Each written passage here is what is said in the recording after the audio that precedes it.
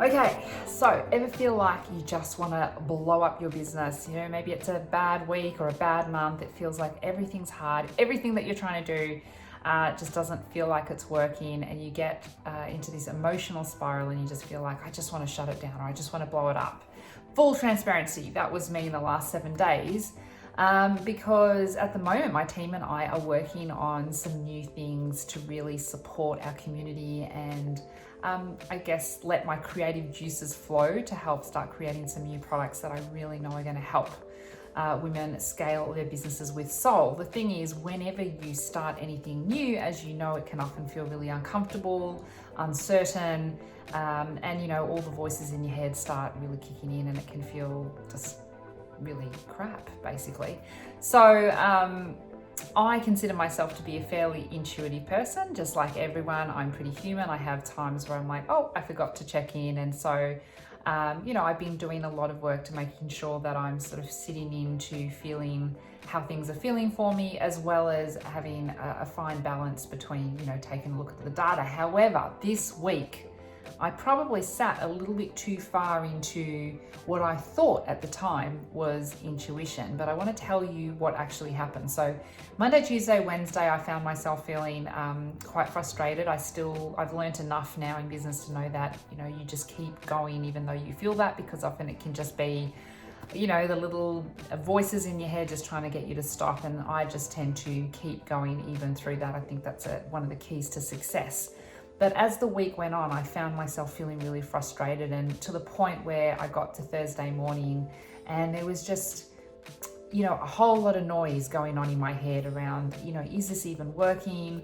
I feel like I'm putting all my heart and soul into this. I want to create something great. I feel like I'm not getting the feedback that I wanted. FYI, who knew what I even wanted? I wasn't probably even clear on that. And, you know, before you knew it, I sort of spent Thursday morning going, oh, maybe this is all too hard and it's just not going to work and I should just stop.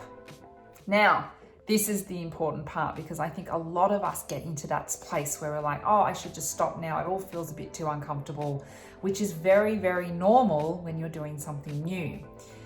Now, fast forward to Thursday afternoon when I jump on my team meeting with my team, and we were chatting especially to my marketing team, and my social media manager basically dropped the data. And she actually said to me, PB, I'm not sure why you're freaking out at the moment. You know, we're looking at a 50% engagement in the Facebook group.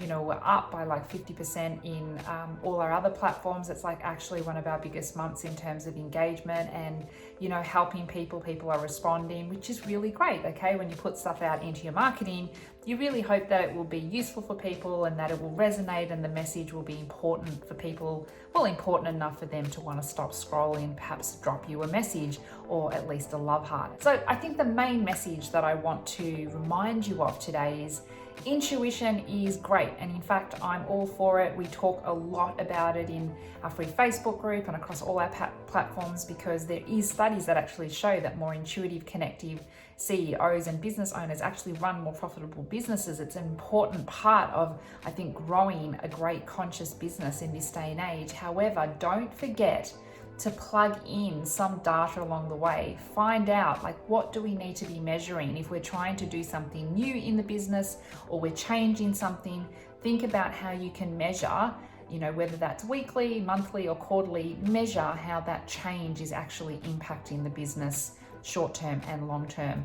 With that data, you can actually use your intuition and then the actual data to quantify, join them together to make beautiful, amazing, juicy decisions in your business.